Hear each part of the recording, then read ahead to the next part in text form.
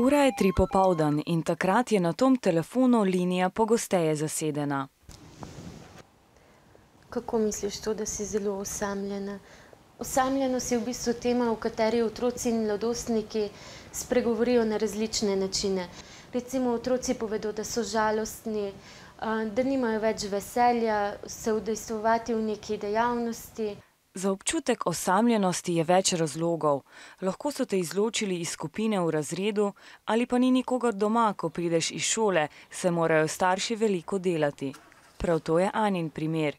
Tudi mami več dela ob 4 gre delati in potem pride ob 9 domov.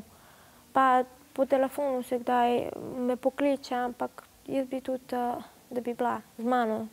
Osamljenost pa ne pomeni nujno biti sam, ampak se včasih zgodi, da si ljudje, ki jih imamo radi, ne vzamejo časa, da bi nam prisluhnili.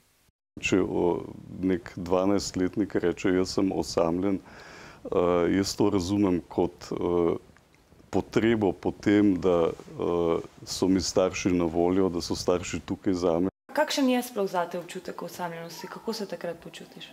Žalostna sem, ampak navajena sem že tega. Česa? Osamljenosti.